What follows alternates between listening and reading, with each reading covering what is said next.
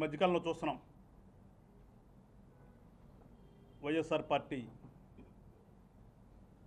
పెద్దలు కొంతమంది మీడియాల ముందుకు వచ్చి ఏదో ఒకటి మాట్లాడాలి, మేము కూడా ఉన్నాము అని ఉనికి తెలుపుకోవడానికి విధంగా ఏదేదో మాట్లాడుతున్నారు. వచ్చి చూసాం ఈ మధ్యకాలంలో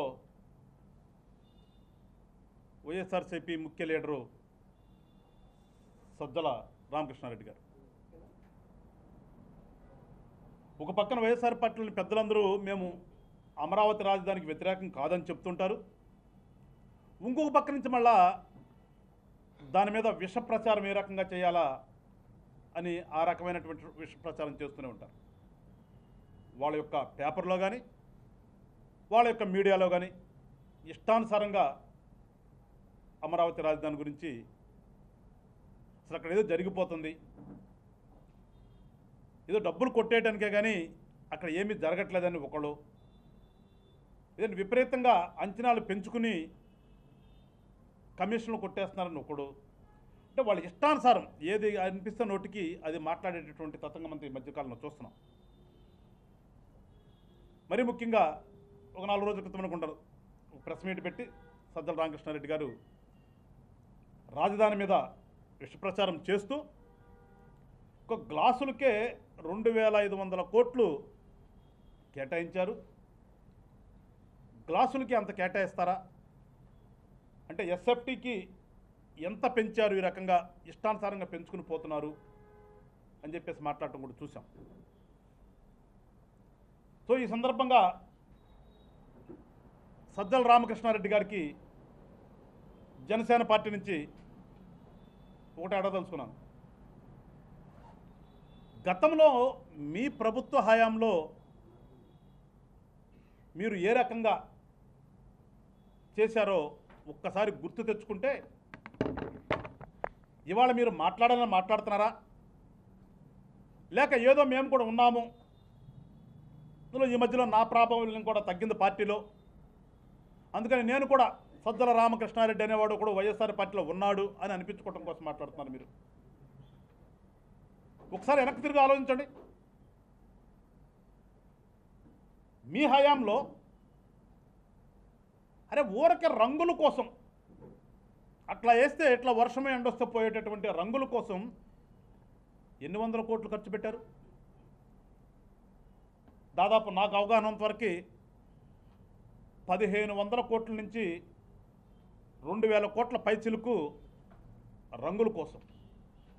సరే అది మేము గొడవ చేసిన తర్వాత మళ్ళా దాన్ని ఏ రకంగా చూడటానికి ఎంత ఖర్చు పెట్టారో ఒకసారి మీ విజ్ఞతకే వదిలేస్తున్నాం. ఎందుకంటే మీరు చాలా విజ్ఞులు కదా, ముఖ్య సలహాదారుడు కదా గత ప్రభుత్వంలో మీరు, అంటే చాలా దాదాపు ప్రపంచ మేధావి కింద లెక్క మీరు మీ పార్టీలో, జనానికి కాదులే మీ పార్టీ వాళ్ళకి. సో అందుకని ఒకసారి నువ్వే ఆలోచించుకోను, ఒకసారి మనం ఏం చేసాము ఇప్పుడేం మాట్లాడుతున్నాం అనేది. మీ ఇష్టానుసారంగా వాలంటీర్ వ్యవస్థను ఒకటి తీసుకొచ్చారు. ఎవరి కోసం? మీకోసం తెచ్చుకున్నటువంటి ఆ వాలంటీర్ వ్యవస్థకి సంవత్సరానికి దాదాపు ఎంత ఖర్చు పెట్టారు? సంవత్సరానికి 3000 కోట్ల దాకా దానికి ఖర్చు పెట్టారే. ఏం ప్రజలకు ఉపయోగపడింది అదేమన్నా? మీ పార్టీ కార్యకర్తలు జేబులు నింపడానికి తప్పితే మీరు వాళ్ళు చెప్తున్నారు వాలంటీర్ వ్యవస్థను పెద్దగా చేసాం. ఏం చేసింది మీరు? ప్రజలకి ఒక అలవాటు లేని ఒక అలవాటుని అలవాటు చేశారు. ఎవరి పని కోసం వాళ్ళు ప్రభుత్వ ఆఫీసులకు వెళ్ళి పని చేయించుకునేటటువంటి ఒక అలవాటుని మీరు ఇంటి దగ్గర కూర్చొని మేము వచ్చి నోట్లో పెడతాము అనే సంధాన ఏదో మెప్పుకొందుదామని చెప్పేసి దానికోసం మీ కార్యకర్తలను ఎంచుకుని దానికి ఒక వ్యవస్థని రూపకల్పన చేసి దాన్ని కొట్టేసే ప్రయత్నం చేసింది మీరు కదా.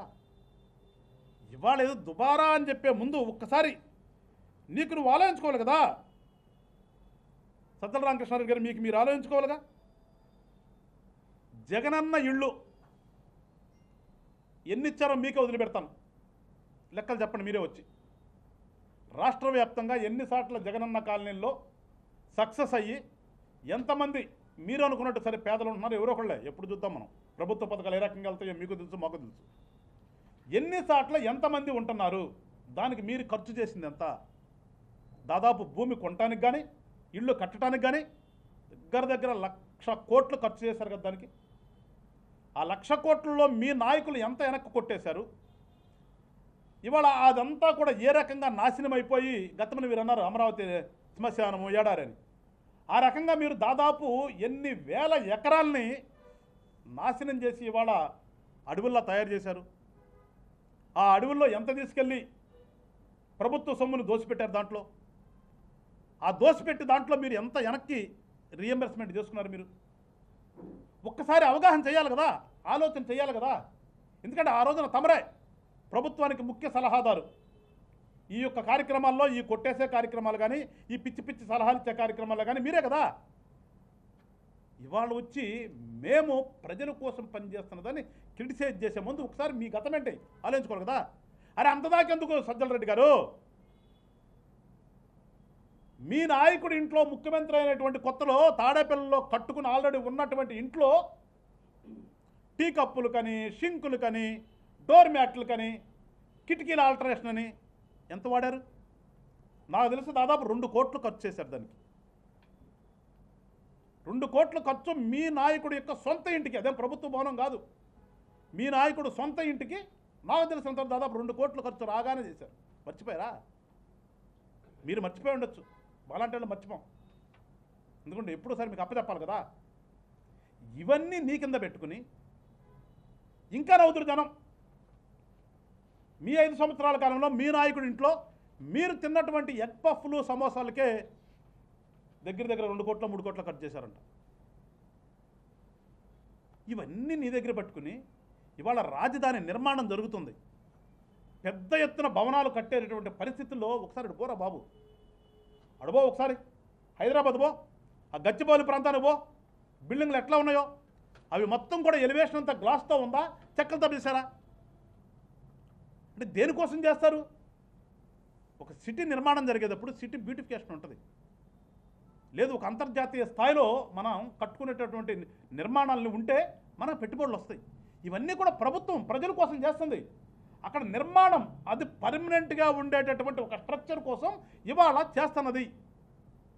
కానీ మీకులాగా సంవత్సరానికి పోయేటటువంటి రంగుల కోసమో, ఇవాళ తింటే రేపటికి అరిగిపోయేటటువంటి సమోసాల కోసమో, లేకపోతే కింద పడితే పగిలిపోయేటువంటి టీ కప్పుల కోసమో, మీ సొంతానికో ప్రభుత్వం ఖర్చు చేయట్లేదు కదా. వాళ్ళ ప్రభుత్వం ఖర్చు చేస్తున్న ప్రతి పైసా కూడా పర్మనెంట్గా ఉండేటటువంటి ప్రజల కోసం ఉండేటటువంటి ఒక నిర్మాణం చేసేటటువంటి ఒక బిల్డింగులకి ఒక హైటెక్ విధంగా కనిపించడం కోసం. అది ఇక్కడ మనం చేస్తుంది కాదు. నువ్వు ఏ సిటీకైనా పో, ఏ రాష్ట్ర రాజధానికైనా పో, ప్రభుత్వ బిల్డింగ్లన్నీ కూడా ఏ రకంగా కడతారో ఒకసారి చూడు. ఏమీ లేకుండా ఇక్కడికి వచ్చేసేదో గ్లాసుల కోసం ఖర్చు చేసేస్తున్నారు, దానికోసం దీనికోసం. మేము చేస్తున్నటువంటిది ప్రతిదీ కూడా అకౌంటబిలిటీ ఉంది. సజ్జల రామకృష్ణారెడ్డి గారు మీకులాగా అకౌంటబిలిటీ లేకుండా మీకు మీ సొంతాలకు వాడుకోలేము మేము. మీరు ఏ స్కీమ్ పెట్టినా కానీ స్కామే కదా.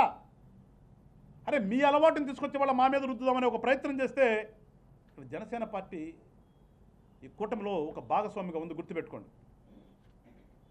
ఏమైనా తప్పు జరిగితే జనసేన పార్టీగా మేమే ముందుంటాం తప్పితే నీలాంటి వాడు వచ్చి ఏదో పిచ్చి పిచ్చి మాటలు మాట్లాడేదాకా కూడా ఉండదు. ఇక్కడ ఒక పారదర్శకంగా, ఒక నిబద్ధతగా, ఒక అకౌంటబిలిటీగా ఇవాళ కూటమి ప్రభుత్వం ప్రజలకు పరిపాలన చేస్తుంది. ఇక్కడ ఎప్పుడు ఒకసారి రావాలి, ఏదో ఒకటి మాట్లాడాలి అని ఒక పక్కనేమో ఇటు ఒక మాట అన్న రాజధానికి మేము సపోర్టు, ఇటు చూస్తున్నామని రాజధాని మీద విషయం.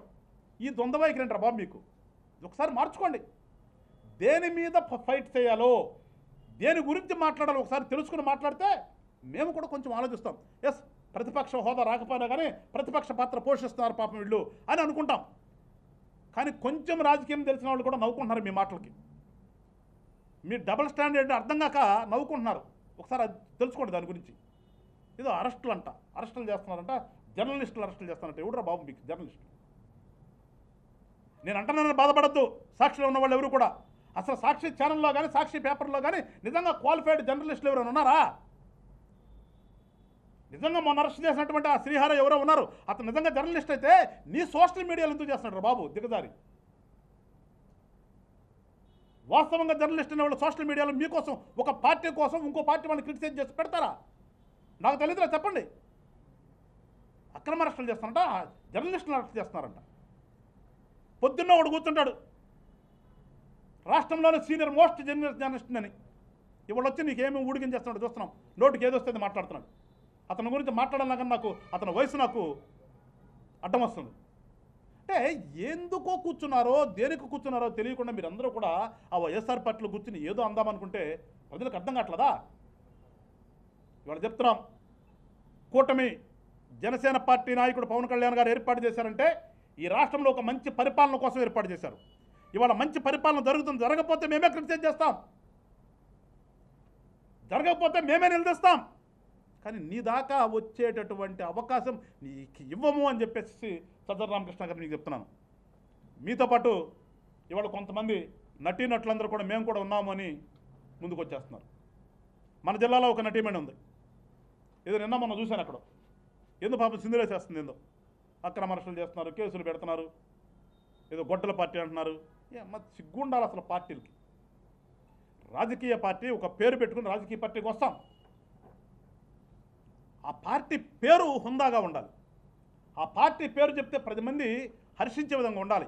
ఎంతసేపు ఆ పార్టీ ఇది, ఈ పార్టీ ఇది, ఇదే అంటే మీ వ్యక్తిగతాలు ఏ రకంగా ఉంటున్నాయనేది ప్రజలు అర్థం చేసుకుంటున్నారు. ఇక్కడ జనసేన పార్టీ చెప్తున్నాం, మేము ఈ రాష్ట్ర రాజకీయాల్లో ఒక మార్పు తీసుకురావాలని చెప్పి మేము వచ్చాం చెప్తే మీకులాగా ఎంతసేపు వాడిది వీడది వాడిది దీనికోసం కాదు. ఇప్పటికైనా మారని చెప్తున్నాం జనసేన పార్టీ నుంచి. ఇలా పిచ్చి పిచ్చి మాటలు మాట్లాడే రాజకీయ నాయకులందరూ చెప్తున్నాం, మేము రాజకీయాలు చేయటానంటే ప్రజలకు మంచి చేద్దామని వచ్చాం. ఎవరో కూడా మీకు నచ్చిన పార్టీలు ఉంటాం, కానీ మీకు నచ్చిన పార్టీలు నుండి ఏదో పార్టీని తిట్టమనో లేదంటే ఈ పార్టీలో ఉండగా ఆ పార్టీని తిట్టమనో కాదు. ప్రజలకు మంచి ఏది జరగాలో దానికి రండి. ప్రతిపక్షంలో ఉన్నప్పుడు అధికార పక్షం ఏదైనా తప్పు చేస్తుంటే ఎత్తి చూపండి, అది హుందాగా ఉంటుంది. అంతేగాని ఏదో పంపు నీళ్ళ దగ్గర అది కూడా అడ్డం వస్తుంది మీకు పోలిక చేయాలంటే. ఇంకా అంతకంటే నీచంగా ఇవాళ ఉన్నారు చూడండి. మీరు అందరూ కూడా మారమని చెప్తున్నాం. ఇవాళ జిల్లాలో కానీ రాష్ట్రంలో కానీ ఇవాళ ఎక్కడైనా సరే కూటమి తరపున పరిపాలనలో తప్పులుంటే మీరు చూపించండి, సరి చేసుకునే బాధ్యత మేము తీసుకుంటాం. అంతేగాని ఇది మేమేదో గతంలో పొడి చేశాము, ఇప్పుడేదో మీరు అన్యాయం చేస్తున్నారు అంటే ఒకసారి బేరీ చేసుకుందాం. నేను నిన్న ఏదో జీజీహెచ్ గురించి కూడా మాట్లాడుతున్నారు పాపం ఆ నటిమణి గారు. గతంలో ఆ శాఖకి ఆమె ఏం చేసిందో తెలీదా? నీ నియోజకవర్గంలో ఏం కొట్టేస్తే నీ మీద కేసులు పెట్టారో తెలీదా? ఇవాళ నంగనాశ మాట్లాడతా. ఎప్పుడు కూడా చట్టం తత్వం పని చేసుకుంటూ పోద్ది. మనం అధికారంలో ఉన్నప్పుడు అధికారంలో ఉన్నాం కదని విరవీగితే తర్వాత మనం అధికారం కోల్పోతే ఖచ్చితంగా చట్టం చేయాల్సిందే, చేసి తీరుతుంది కూడా. ఎక్కడ అక్రమాలు ఉన్నాయో ప్రతి అక్రమం మీద కూడా ఇన్వెస్టిగేషన్ జరుగుతుంది. ఎందుకంటే మీకులాగా ఆడుదామాంధ్ర అని చెప్పేసి కొట్టేలేదు కదా.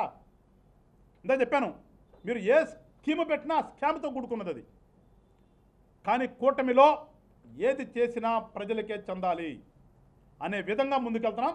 అందుకని మరొకసారి చెప్తున్నాను, ఈ వైఎస్ఆర్ పార్టీలో ఉన్న నటీమణులందరికీ కూడా నటులందరికీ కూడాను మీరు కూటమిని ఎంతి చూపాలంటే ఒక పద్ధతిగా రండి, ఒకసారి ఎంక్వైరీ చేసుకోండి, ఒకసారి అంతా కూడా ఆలోచన చేసుకుని మీరు ఏదైతే అంటున్నారో దాన్ని 10 సార్లు మళ్ళా రివైండ్ చేసుకుని రండి. చెప్తే ఏదో మీ టీవీ ఛానల్ ఉందిగా అని చెప్పేసి వచ్చేసి కూర్చుంటే బూమ్ ర్యాంగ్ అవుతుంది, మళ్ళీ అపహాస్యం పాలవుతారని చెప్పేసి మీ అందరికీ కూడా తెలియజేస్తూ మరొకసారి రాష్ట్ర ప్రజలందరికీ చెప్తున్నాను, కూటమిలో జనసేన పార్టీ ప్రధాన భూమిక పోషిస్తుంది. మీ మంచి కోసమే కూటమిని ఏర్పాటు చేశారు పవన్ కళ్యాణ్ గారు. ఆ దిశగానే ముందుకెళ్తున్నాం చెప్తే ఎక్కడా కూడా అవినీతికి ఆస్కారం లేకుండా ముందుకెళ్తుంది. అవినీతి జరిగితే ఫస్ట్ గొంతు ఎత్తేది జనసేన పార్టీనే. ఏదో వైఎస్ఆర్ పార్టీ వాళ్ళు పిచ్చి పిచ్చి మాట్లాడుతుంటే వాటిని మీరు పట్టించుకోవాల్సిన అవసరం లేదు. దాని గురించి ఆలోచించకండి. ఏదైనా సరే జనం నుంచి కూడా సలహాలు స్వీకరించేటటువంటి ఆలోచన కూటమి ప్రభుత్వానికి ఉంది.